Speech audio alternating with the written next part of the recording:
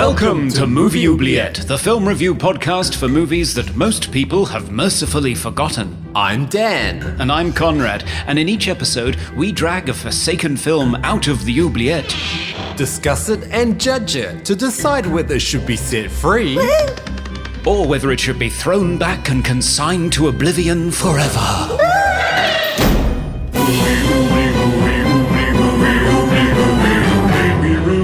Films others tend to forget. Come with us and open up the movie oubliette. Hello everyone, you are listening to Movie Oubliette, a movie review podcast reviewing forgotten films with me, Dan, drinking from a goon sack at a music festival in Melbourne, Australia. And me, Conrad, sipping Earl Grey with my pinky out in Cambridge, UK. So in this podcast, we will be mainly discussing fantastic cinema, so sci-fi, horror and fantasy, because we always like a bit of guts, lasers, and unicorns. Yeah, in that order. So, how are you today, Conrad? I'm very well. I'm very excited and a little bit nervous. Me too. Because we have a special guest today. We do indeed. A special guest who is involved in one of the films that we have looked at on this podcast in the past. That makes it kind of interesting. Oh, yeah. Especially given that on that particular occasion, I thought the film should be thrown back into the oubliette and forgotten forever. Oh, no. So hold on to your hats. Car Crash podcast coming up. How are you? I'm very well. I'm actually blazing through a whole bunch of horror films on Netflix at the moment. What I tend to do on Netflix is I keep adding films to my watch list and never watching them. And it's always such a shame when Netflix ends up taking them off Netflix before I can even get around to watching them. So I'm trying to get through my list. Yeah, I've always thought that Netflix should have a countdown or something, that they should sort of say, all these things that are in your watch list are going to disappear next week. That would be really useful, but they don't do that. Yeah, that would be actually really good. I would just be scrambling to watch all these movies. Hello? Is that scratching and hollering I hear coming from the oubliette? It's a bit early, isn't it? Hello? I think you should go check it out, Conrad. Yeah, that's weird. Hello? I think there's somebody in here. Wow. You won't believe this, Dan. Who was it? It's only writer-director and writer of Pandorum, which we covered in episode 7, Travis Milloy. What? It is. Hello. Hello, guys. Thank you for letting me out. It was a very strange place, and I was a little disoriented. Thanks for having me. It's really great of you to come on, especially considering when we covered Pandorum, of course, quite famously, I said that it should be thrown back into the oubliette, and it came down to a coin toss because Dan was your defender. So it's slightly embarrassing for me this moment. Well, no, I completely enjoyed it. When I came across your guys' show, I had such a great time listening to you guys discuss that movie. So I was very honored. I was humbled, and wonderful to be with you guys now. Well, that's very kind of you. So I see you seem to have pulled up a film with you for us to discuss today. Could you tell us which film it is? Yes, and actually I have two of them, but these are great films that I found way at the bottom of the pile. Not too many people realize it or know it, but it is The Vanishing. Yeah. George, and I don't know how to pronounce his name, George Sluizer, something like that. The original from 1988, which was a Dutch film. And then the typical Hollywood story of doing a remake, which is the 1993 version with Jeff Bridges and Kiefer Sutherland and Sandra Bullock. So we have these two films that are vastly different as far as it comes to production, but is the same movie made twice. Yeah, and the story of the film is essentially the same, except when we get to the ending, but we'll talk about that It's about a young couple, Jeff, played by Kiefer Sutherland, and Diane, played all too briefly by Sandra Bullock, who are on a cycling holiday, I think, and Diane goes missing without a trace at a gas station. And Jeff becomes completely obsessed with finding out what happened to her and finds it very difficult to move on with his life, even 3 years later. He's struggling, despite the steadying influence of Rita, played by Nancy Travis, spunky, down-to-earth waitress with a fork for an earring, who tries to help him move on. But just as he's about to move on with his life, enter Barney, played by Jeff Bridges, who is the man responsible for Diane's disappearance. And he offers Jeff the opportunity to find out exactly what happened to her if he plays along. And we start to get this psychological cat and mouse game as he explains what happened and explained his reasons for what he did and why he did it, and slowly spins a web that Jeff is unable to escape. So yes, it's a psychological thriller that sort of spills into horror territory towards its finale. Yes, yeah, absolutely. So we'll take a break and then we'll sit around and discuss it. Fantastic.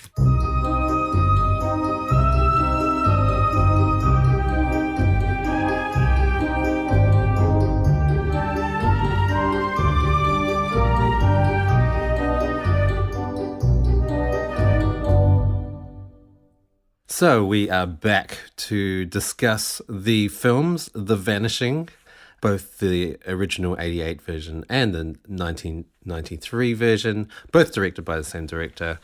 Fellas, what were your thoughts? Well, the one thing I just got to say, that this is a fascinating examination because it is very rare to direct a film, period. But the ability to make a film twice is such a rarity. The only other example I could see of this was Michael Mann with Heat. He did L.A. Takedown, and then he improved upon it 6 years later. That was like the only one that came to mind. So I had to look it up. And there's probably less than a dozen well-known examples of this. Hitchcock did it. Cecil B. DeMille did it with 10 Commandments, The Grudge. So there's been a handful of films that have done this. But for me as a filmmaker, I find it extremely fascinating to see what and how a director would treat the same film, being able to do it again with a bigger budget, with more luxuries, more resources. So I find it just a fascinating examination from that standpoint. Yes. I mean, the other film I can think of, which I haven't seen either of them, is Funny Games. Yes. Oh yeah, Michael Haneke. Yeah. I've seen both, and they are slightly different. I think in the American remake, there isn't quite so much breaking of the fourth wall. Oh, right. But otherwise, they are very similar and just as anarchic. But I mean, this one is very much a clear case of making a film in two almost different genres. So you have the cold European art house, low budget psychological drama, I think. And then you have the American remake, which very much skews more into the 90s thriller vein. It sort of fits into this series of thrillers that I noticed sort of coming out around the time, where they tried to incorporate sort of the 80s slasher mold into a psychological drama and sort of meld the two. And it tended to be an outside psychopath, an outside agent attacking the perfect white middle-class family. Obviously, most famously, Glenn Close as the mistress, Bunny Boiler from Hell in Fatal Attraction, the roommate from Hell in Single White Female, the subletter from Hell in Pacific Heights, the cop from Hell in Unlawful Entry. The list goes on, most famously ending with the nanny from Hell with the hand that rocks the cradle, where she is literally impaled upon a white picket fence, which is the most obvious symbol of white middle-class America that I can possibly think of. But The Vanishing is interesting because although it fits into that mold, it's 1993, it's very much smack bang in the middle of that trend. It doesn't really do the same sort of things that those movies do. It paints more in shades of grey than I think those other movies do. I don't think the antagonist is as clearly, a mustachio twirling villain as the other ones tended to be. Yeah. I found some similarities between some of the kind of more like serial killer movies, like The Silence of the Lambs and The Manhunter that came out in the 80s as well. And also with kind of more modern movies like 1 Hour Photo. And it kind of a lot more focus on the actual killer itself as well. Yeah, what I found really strange about this movie was the killer was actually quite likable, especially in the original Dutch film. He was a very likable character and very comical and clumsy, and it almost felt like I was watching like a kooky comedy. And in the American version, toned down a lot, I felt they adapted it more for the American audiences and made him a little bit less likable and a little bit more sinister and very awkward at times as well. Some of the dialogue was very funny because it was so strange. Yeah, I agree. It was interesting, the choices that Jeff Bridges made in this performance. It's really an interesting, unique performance.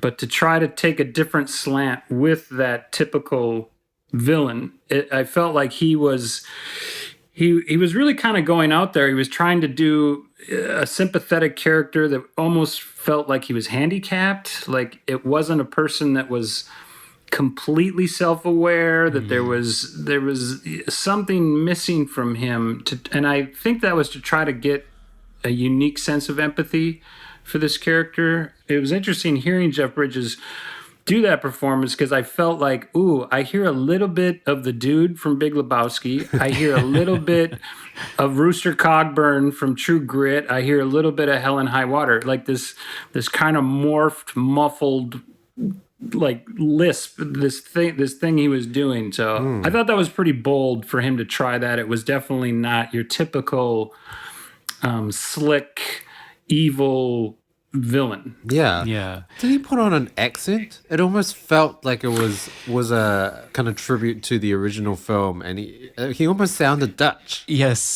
He's trying to sound like the director, and it's because the director said to him, "I am this character." Right. Wow. So Interesting. if your director says to you, "I am a sociopathic serial killer," I guess you just work with that. Just run with it, yes. Right. Yeah. Yeah, very complex character as well.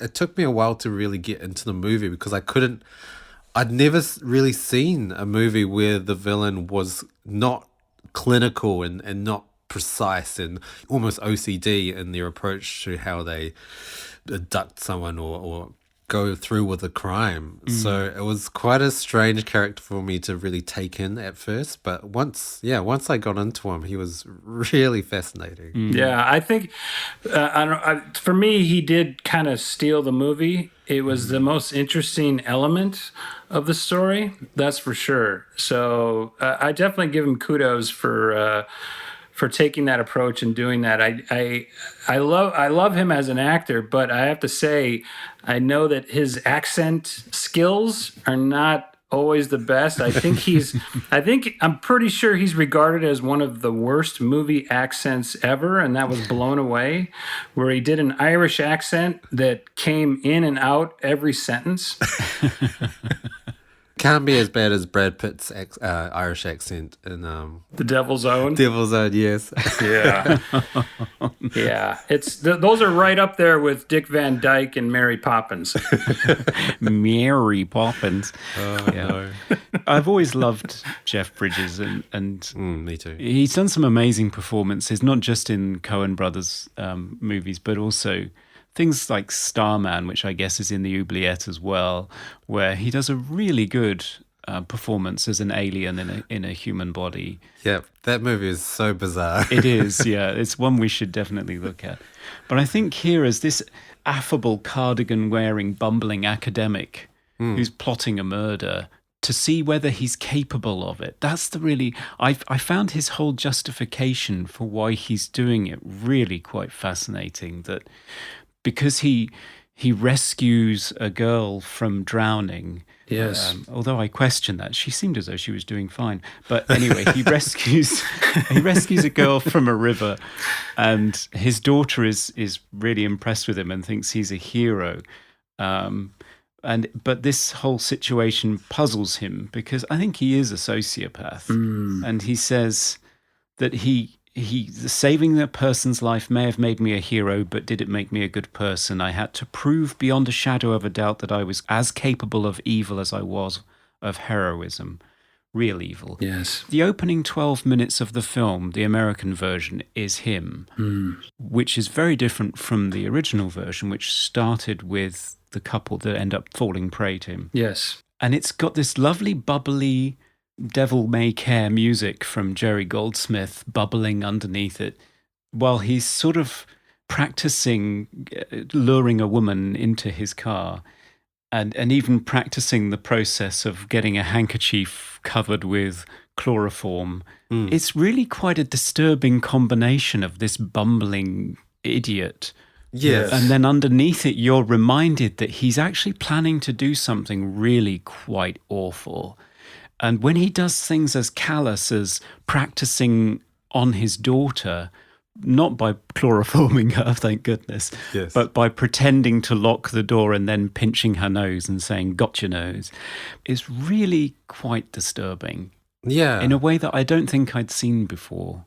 Yeah, I completely agree. There was so much contrast throughout the movie because his character was, for the most part, hilarious, and he kept kind of making mistakes and dropping the bottle, and you know, he had this big plan how to lure a woman in, but his plan wasn't working, and women just kept brushing him off. There's that one scene where he's about to chloroform a girl, but he has to sneeze, so he covers his nose with the handkerchief, and he chloroforms himself, and then he just has to excuse himself and go to the bathroom. It's hilarious.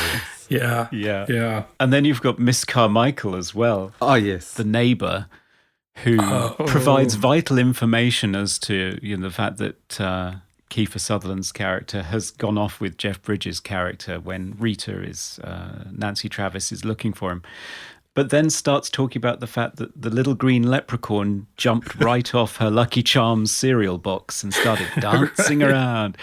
And you think, what the hell is this character and what tone is this movie going for? Yeah. Right. I think she greets Rita as well by saying, "You're going to wake up Elvis." So it's but then it would cut to Kiefer Sutherland's character being completely devastated that he's lost his girlfriend and obsessed with trying to find her, and it was a complete stark contrast. Yeah.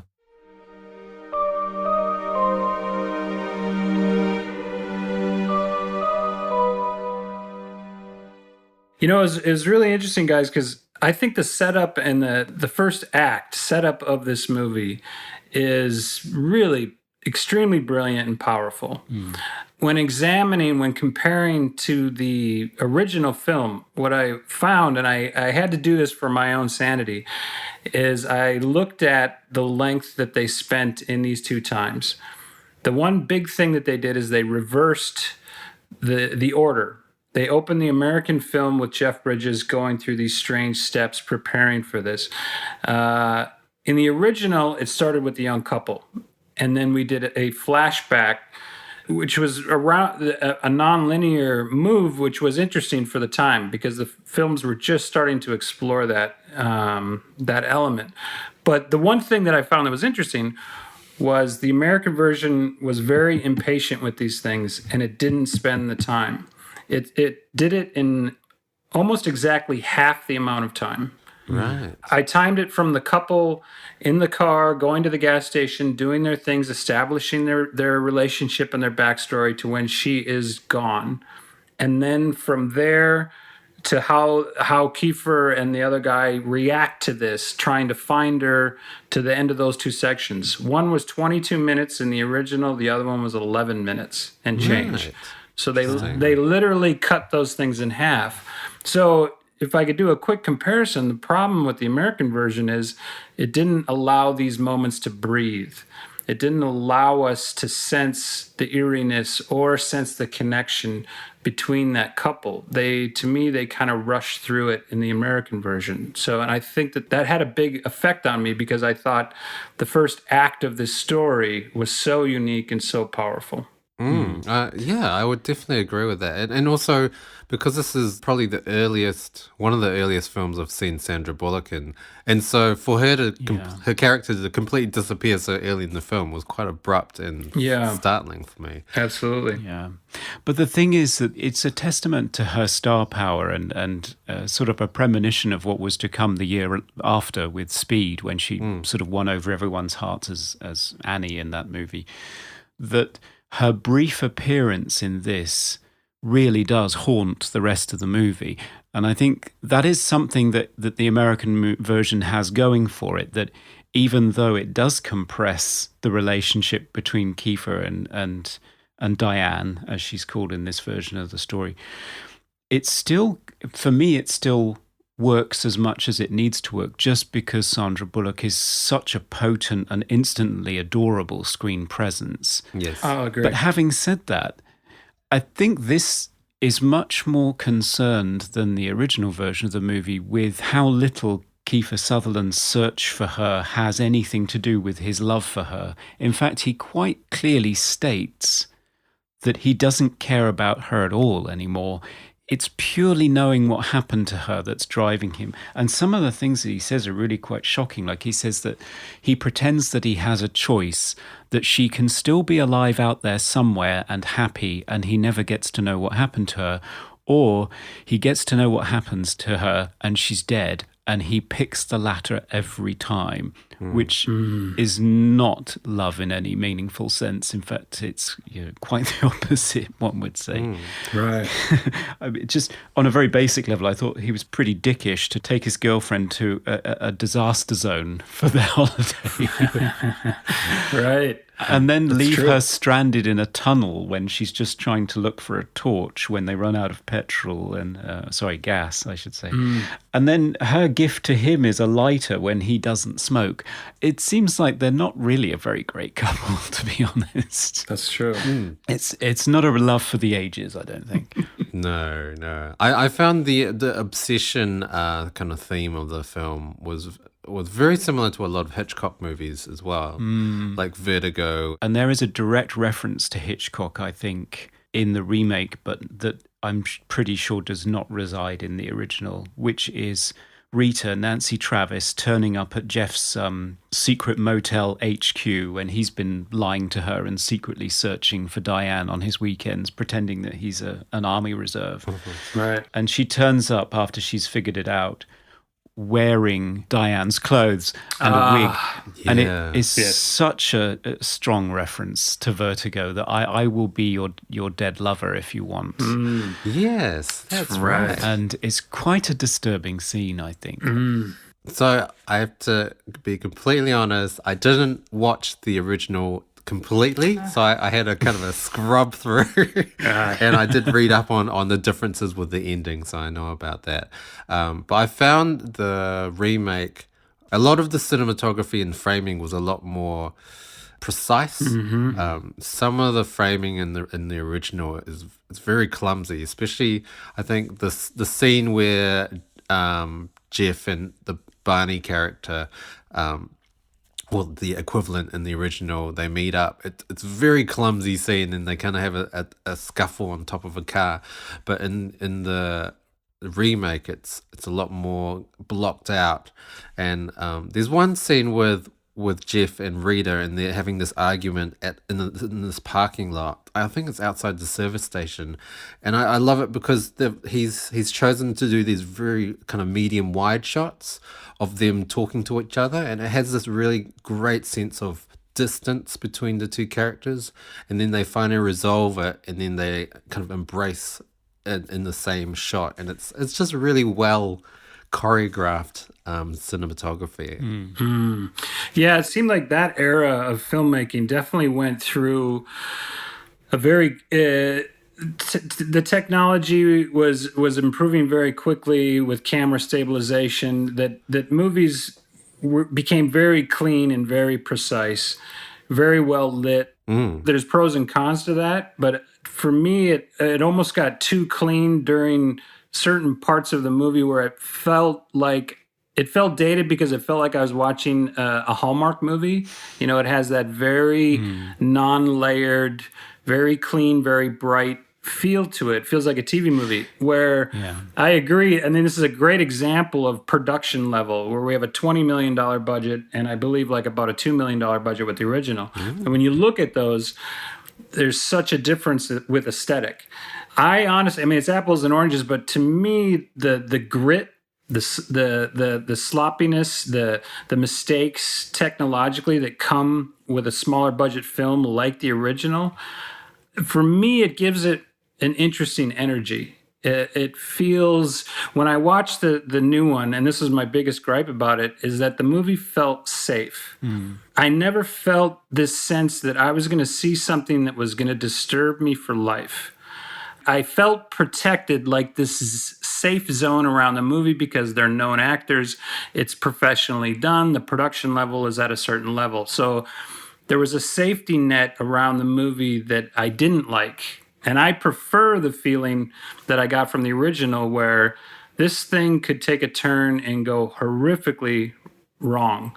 And that energy excited me. Yeah. I mean, I would definitely agree with that, especially since the original was quite hard to describe genre-wise because it was so strange and much more comical. And even the character, the Barney equivalent character was a lot more comical with his big chin beard, and he looks he looks like the ultimate Dutchman. Right. Whereas in the American version, it was they really tried to make Barney much more sinister and much more kind of villainous and give him kind of character traits that were a lot more, oh yeah, he's the villain, he's the killer. Whereas in the original, it was quite hard to really describe him as the killer until he actually went through with the crime, and then he kind of woke up and realized, oh shit, he's doing it. He's abducting her. He's chloroforming her. So yeah. Right. Yeah, and in both movies, that moment is still genuinely shocking. Oh, I think it's so shocking. I mean, both actresses do an incredible job of it, but I mean, the sight of Sandra Bullock just wide-eyed. I mean, she has big doe eyes to begin with, but the sight of her wide-eyed and it's so feral and desperate, her attempt to get away from him, and it really is very disturbing to watch. Yes. I mean, there are some things I would say in terms of where I think the remake gains in terms of its sophistication. It draws parallels between moments that the original doesn't. The film could almost be called Commitments Made at a Service Station, right? Because Jeff commits to never leaving Diane at the service station in daylight. He commits to Rita, the scene that you mentioned, Dan, at dusk. And he commits to drinking the coffee and his eventual downfall. Yes, he does. At nighttime in a thunderstorm. So it's even the camera is even in the same position for the key moments of those three scenes. And this is something that does not happen in the original. Yeah, it's that kind of thing that I thought that the film, the extra budget and the extra time and the resources, it felt like it gave him an opportunity maybe to explore doing things like that perhaps he couldn't before.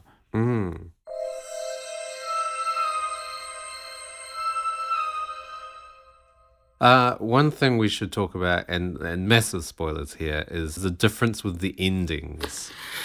Yes. So in the American version, we have a very happy ending, and Rita comes and saves the day, and discovers the Jeff character.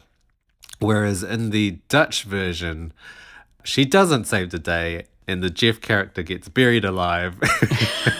And then it cuts to the Barney character with his family, and he's having a merry old time, and then credits. Devastating ending. It is, although it's given a sort of a ray of hope in the sense that in the original, the Jeff character, so Rex, he is sort of reunited with Yes. his lost love, because he sort of it's a replay of the shot where he eventually finds her at the end of the tunnel that he abandoned her in earlier on. Yes. So it's sort of like her at the end of this tunnel of light, which is The the only way that you could sort of put a cap on the movie, I think, in that version. inner peace. Indeed. To me, this is the prime example, like the perfect example of the Hollywood ending changing a movie, making such a massive choice that I think changes the context of the whole film. Stanley Kubrick said it was the original was the scariest movie he ever watched. And I agreed with him. I saw the original back in the 90s, and it totally shook me to the core. I couldn't get the movie out of my head. It disturbed me. It fascinated me. It did all the things a great movie could do. So I have to say that choice to make a different ending like that is an interesting one. I can understand decisions to make it more commercial, to not shock and disturb people as much as Hollywood is known to do. But I think it was an interesting choice to do that. And I think it greatly affected the difference between the two movies. It does. And I think it's the reason why so much scorn was poured on the remake at the time. I mean, Siskel and Ebert quite famously savaged it on their show, saying that why is it that European audiences can get the sophisticated, disturbing psychological thriller, and the American audiences have to get this watered-down rubbish. And a lot of people were quick to point out that the ruthlessly logical psychological underpinnings of Acts 1 and 2 of the original movie are completely undermined by an illogical Act 3. And we could talk about some of the ways that Act 3, if you think about it, does not make any sense in the remake. Right. But there is also a counter-argument for that I read recently by Julie Kergo, who actually looks at the film and gives it a feminist rereading, and even suggests that it's possibly the progressive feminist aspect of the remake that unconsciously upset male reviewers, which I thought was quite an interesting take on it.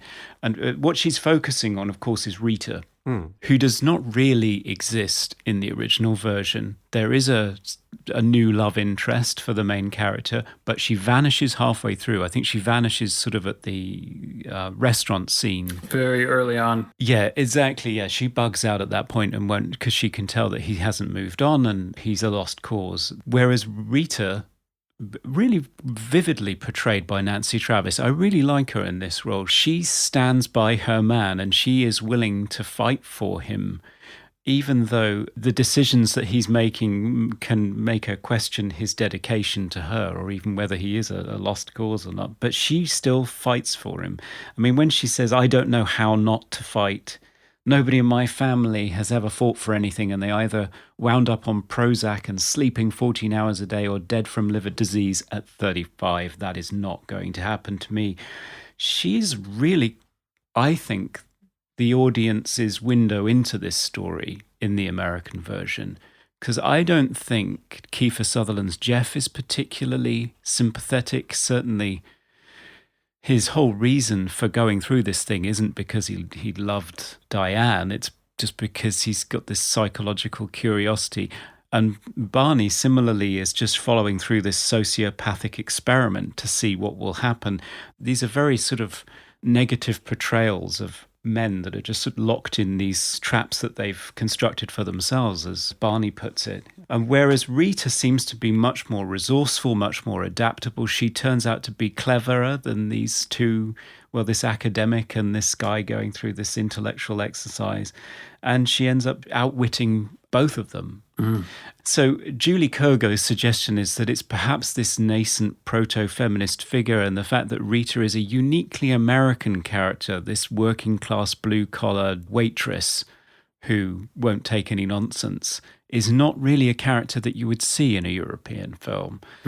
So the suggestion there is that actually this is a really interesting Americanized development on the original film. And I found that quite convincing. I was quite impressed with that reading of it.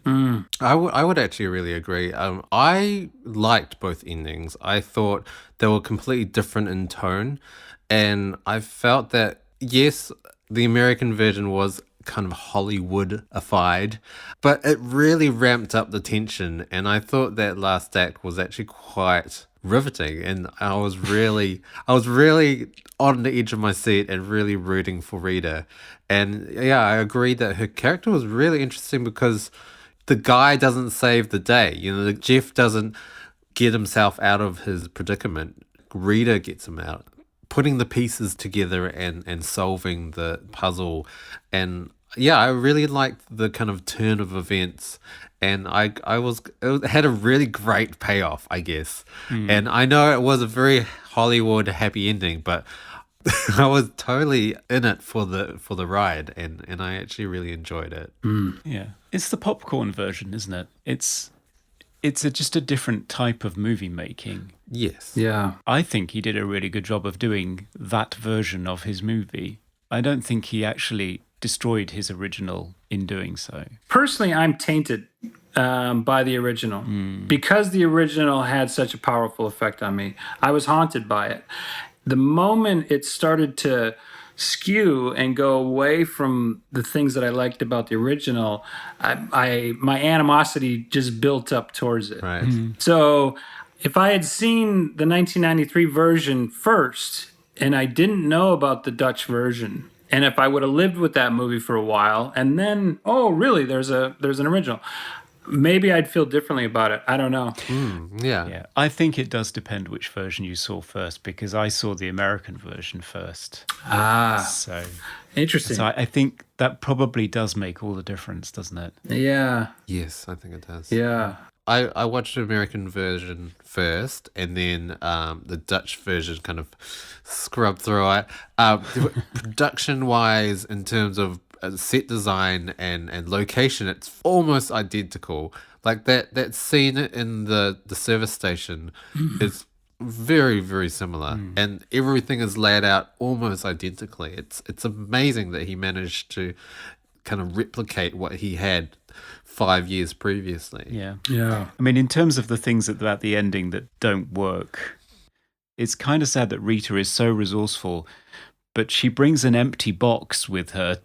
So, I mean, you've heard about bringing a knife to a gunfight. Rita brought an empty box with a note in it saying, no more guns, because she'd argued with Jeff about him having a gun in the house and he's secretly gotten rid of it. And she didn't look inside the case to see whether the gun was still... Why did she bring the case to begin with? Yeah. You'd bring the gun. Yeah. And then there's this moment where she gets the better of Barney in her driveway after he's leapt out at her, although I have no idea why he leaps out at her. Is he expecting her?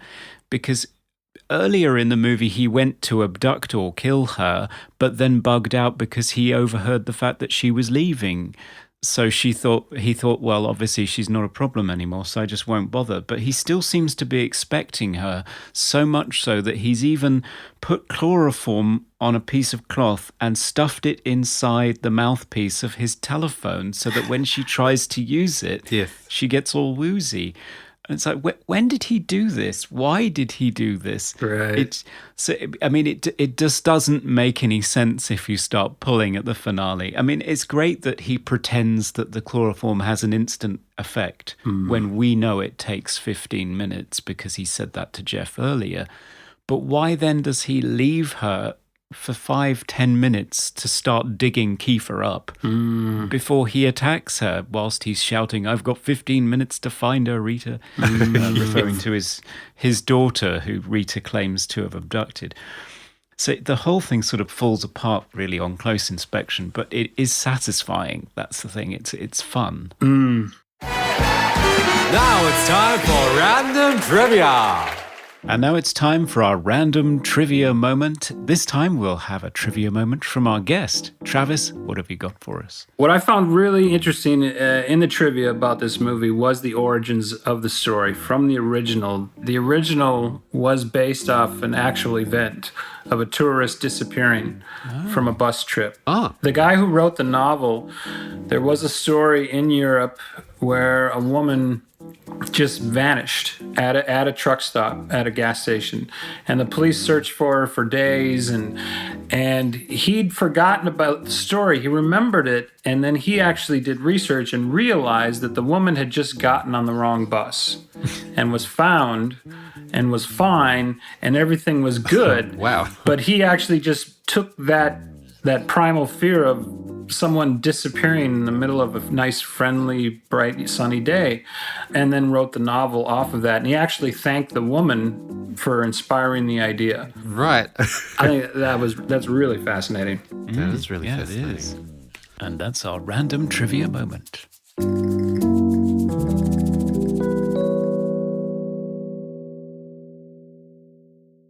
I just wanted to kind of clarify a thing that I was confused about during the film. So his daughter constantly makes remarks to her father Barney that he should have an affair.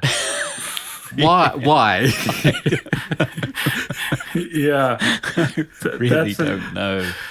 I think that's a leftover from the original. Okay. There's a unique, weird thing where his daughter suspects that he has, are you having an affair? And then the surprise within that conversation is, I think you should, like you deserve it, or that kind of. So I think that was kind of an echo left over from the original. And then it's pretty odd in the new one, but I believe that's where the origins came from.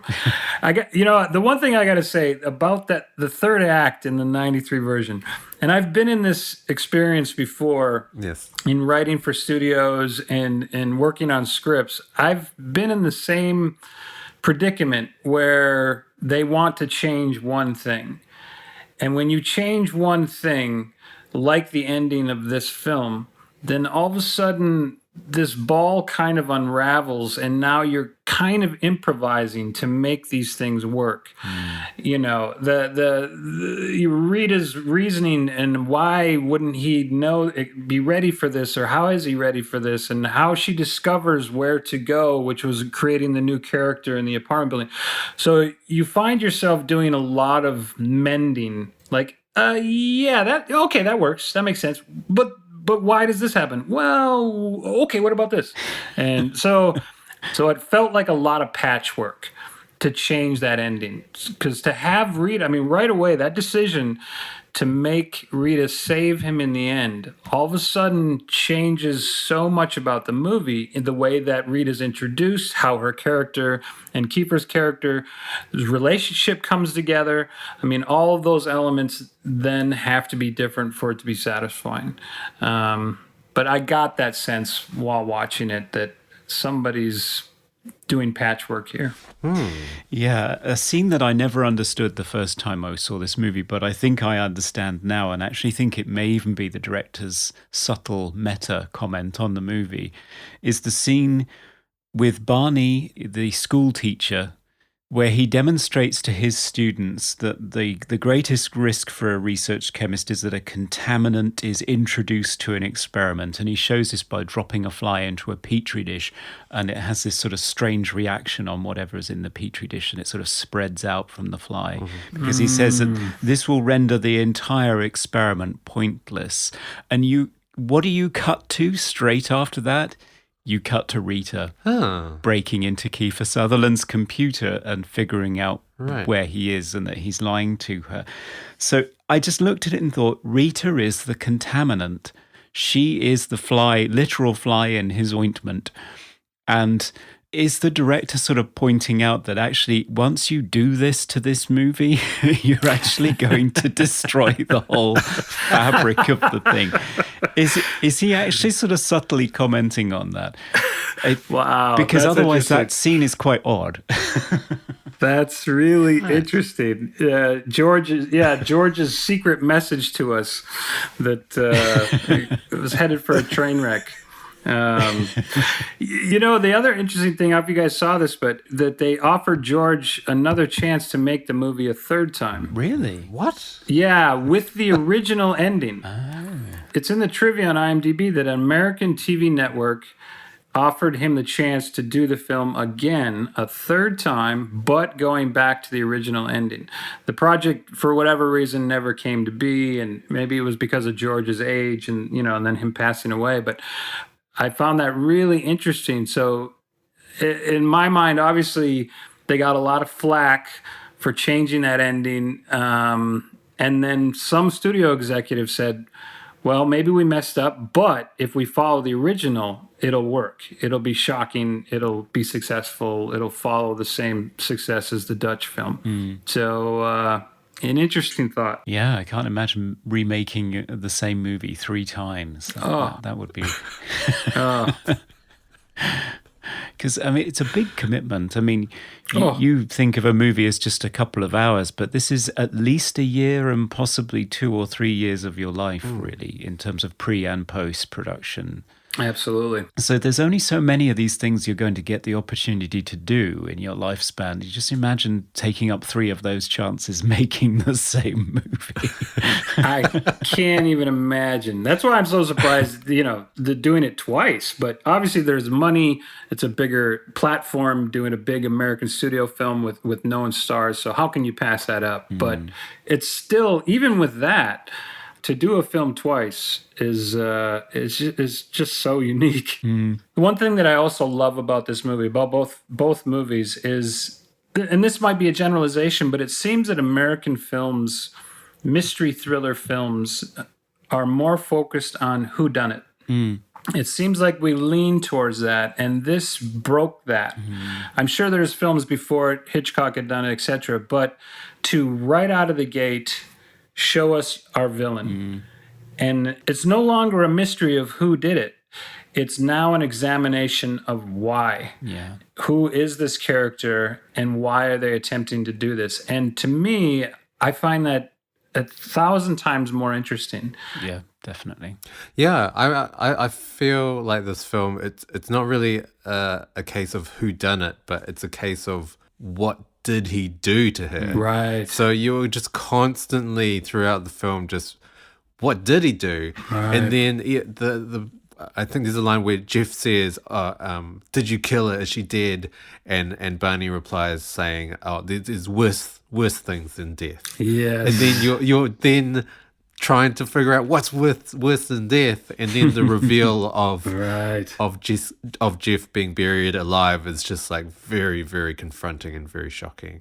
Yeah, it is. Yeah, and that one sequence which is so memorable in both films, with the camera inside the coffin with him just slowly rotating within that horrible space, was later turned into a whole movie in and of itself. Oh, yes. With Ryan Reynolds. Yes. The movie Buried in 2010 by Rodrigo Cortés, which is a film I really enjoy, actually, but it's haunted by The Vanishing, I think. Yeah. I was just on a sidebar real quick, guys. I'm claustrophobic. It's one of my things, and it was when writing Pandorum, that was one of the main things that drove me to write some of those sequences in the film. But so I was trying to tap into that. So this movie hit me 10 times harder with the idea of what would happen if you were buried alive, and what would those last moments be like. So truly terrifying.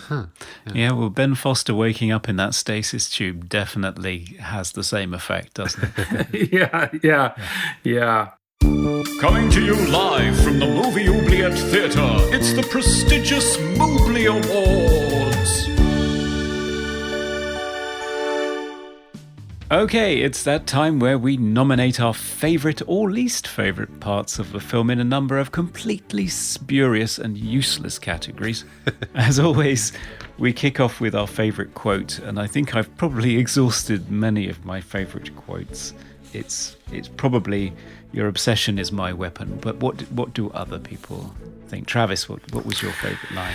Yeah, I'm right there with you. That was the same one. I don't need a gun. Your obsession is my weapon. It's just a fantastic line, and it just it just tells the whole story right there with the movie. So I'm with you. Same line. I would say the same line as well. I mean, there's one quite long line that Barney says kind of towards the beginning of the film to his wife. So he says to her, "Look, I know you think restoring this cabin is a crazy idea, but what if it's not? What if I'm learning about myself as I go, realizing that if I can do this, I can do anything? So I take a step, I think, is this crazy? Should I stop? Then I think, not yet. There's always time to turn back if I want to. So I take another step and another and another. And one day I realize that I've crossed the line and there's no turning back." So a huge amount of foreshadowing there. Yes, he is not talking about restoring a cabin, is he? No. He really isn't. And actually, Conrad, if I could do an honorable mention, there's one line. It's not a great line, but it was the one line that made me laugh out loud. And that was when Rita said, she said that she reacted to the gun being loaded. And he said, "Yeah, that's usually the part the psychopaths react to, respond to." So I actually laughed out loud, which I rarely do, especially in a suspense movie. So I thought that was a great line. Yeah. How about most 90s aspect of the film? So many. So many. My nomination for that would just be all the muted pastels, because that you go through the 80s where everything is fluorescent and hideous, and then all of a sudden in the early 90s everyone shifts to wearing these muted bleached out colors. Yes. And Diane memorably is wearing this ensemble that entirely consists of different shades of beige. Yeah. Well, I definitely have mine, and that is Kiefer Sutherland playing with a hacky sack in the parking lot outside the truck stop. It couldn't be any more 90s unless he had a ponytail, one earring, and MC Hammer pants. I mean that. And wearing a flannel shirt or something. Yeah. Hilarious. Yeah.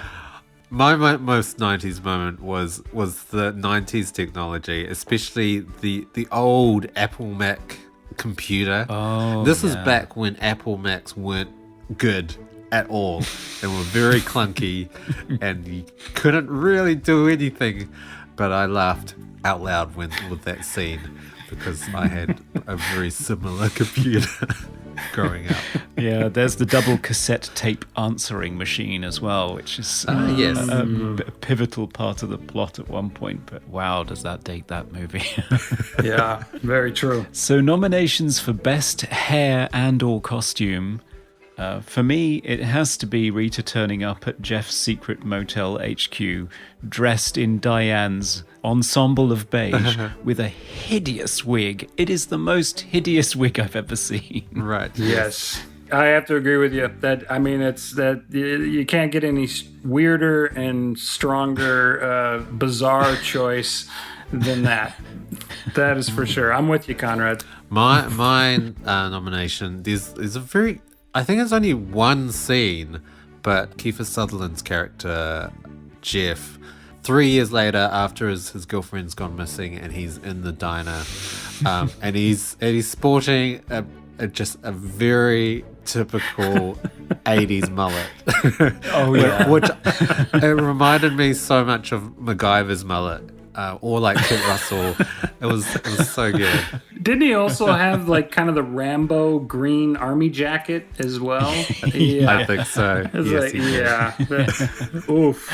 I think that was meant to show his descent into madness, though, so maybe it's excusable on those grounds. Yes. All burnt out guys wear faded green army jackets and the hair turns into a mullet. I think it's a law with 90s films. Yeah. Sounds good.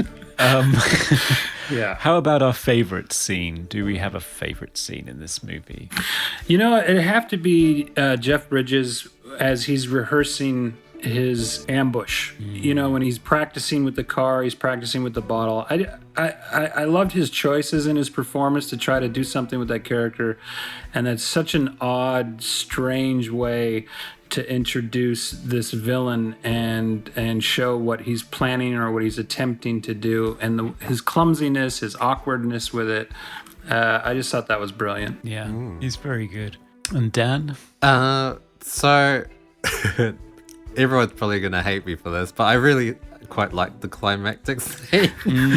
Even though it's a totally Hollywood Americanized, everyone lives happily ever after, and Rita saves the day. But I found it very tense, and it almost kind of fell back on a very horror trope kind of the fact that that Barney just appears everywhere, which is very common in, you know, slasher films and all the Friday the 13th movies, just inexplicably able to just appear in all the right spots and being able to do the right things. But I don't know, I found it a very tense scene at the same time, and it's such a great payoff. And I was cheering when she discovers Jeff, and yeah, great scene. Yeah.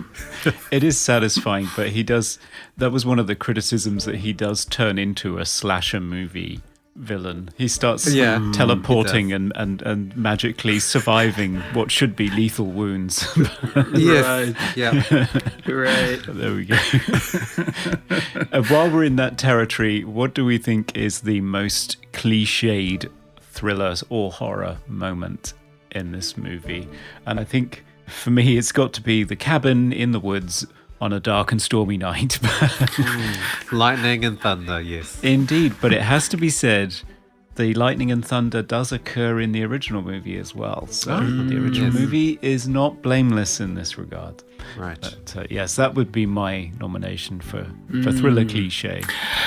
Yeah, I'm gonna have to go. I really agree with that choice. That's for sure. But I was okay with it because I just felt like this is where we're going anyway. So you might as well, buckle up. Yeah, you might as well have the cobwebs and the, I mean, it's But for me, it was when Kiefer was trying to explain to the police officer that his girl was missing, and we knew he was gonna get a little too upset, and the cop was going to tell him to back off, which tells us the cops are not going to believe you because you're out of your mind. You can't even control yourself. So when the cop said, "Put your face back where it belongs,"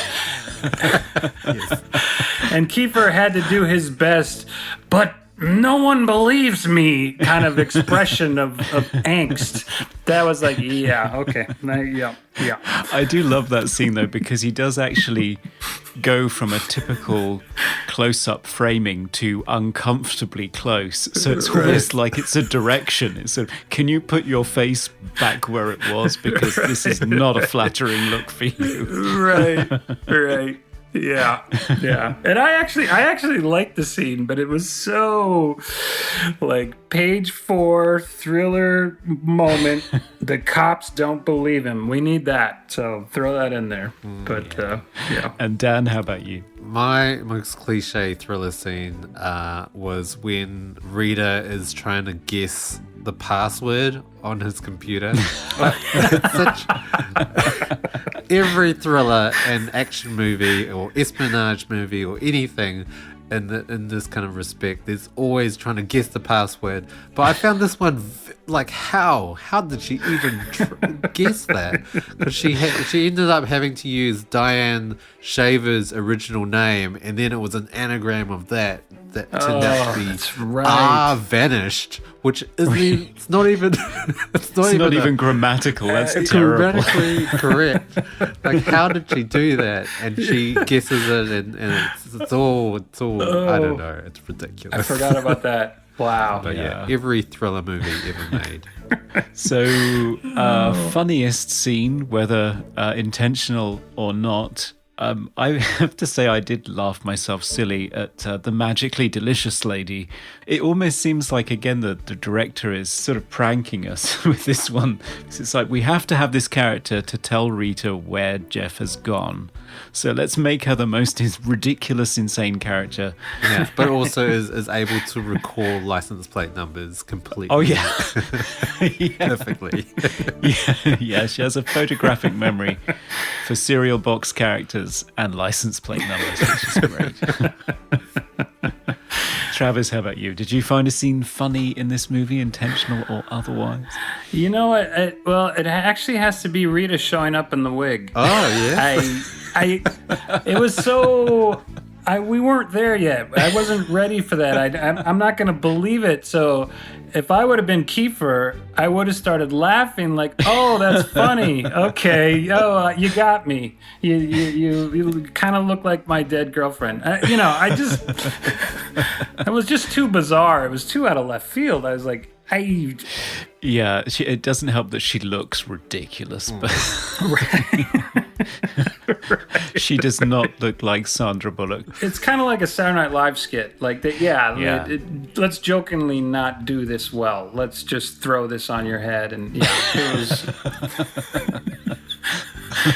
Yeah. Dan, how about you? I mean, I did find the scene where Barney, chloroforms himself was hilarious. But there's this one scene towards the start of the film where Barney is just in his backyard or something, and then his neighbor, Stan, goes past in his boat. And then Barney says to Stan, "Were you at your place last night? I thought I heard screams like a child." And then Stan is very bemused and confused, and he just replies, "I didn't hear a thing." And then Barney just has this very awkwardly long silence, and he kind of looks around, and then he turns back to Stan and he says, "Have a nice day." And it's like, what? That's so odd. Yeah, he's not exactly reducing his suspicion level amongst his neighbours, is he? Could have smoothed over it a little bit more than that. Exactly. Which I think in the original he does. Right. Yeah.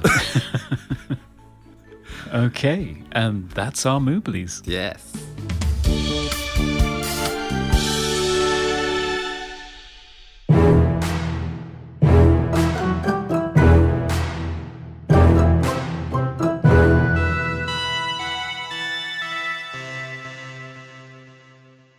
So now it's time, sweaty palmed, for us to come up with a final verdict. Should The Vanishing be buried alive and forgotten as per the original version of the film, or should Rita come and save the day and dig it up at the last minute and release it to make jokes about not liking coffee anymore? Dan, Travis, what do you think? Okay. Yes, I strongly believe it should be buried as Rex was in the original, and it should be buried more than 6 feet deep because, as I said, I'm coming from a very jaded perspective. I'm very tainted because the original so powerfully affected me. When I saw this, I was very upset. I was very bothered by it. I respect the things about it that are good, but this movie should never have existed. I would bury it very deep in that dark hole. Wow. And give it only the Zippo lighter to light a few times in its end. So, yes. Wow. Okay. We're not on the fence there. No. Dan, how about you? I actually really enjoyed it. I found the kind of the start of it kind of hard to get into because it was such an interesting and original take on the kind of thriller genre. But once you got into it and once the kind of plot started rolling along, I was really invested and I really enjoyed it actually. So I would vote to set it free.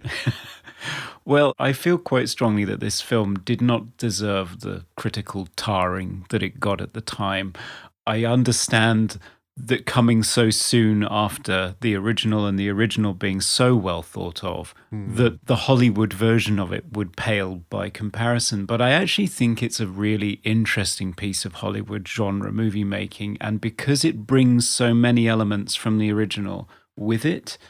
I think it does things that you don't normally see in the early 90s psycho thrillers of the time. And whereas Single White Female and The Hand That Rocks the Cradle don't have a lot of repeat watching value, I think they're pretty disposable as popcorn thriller experiences.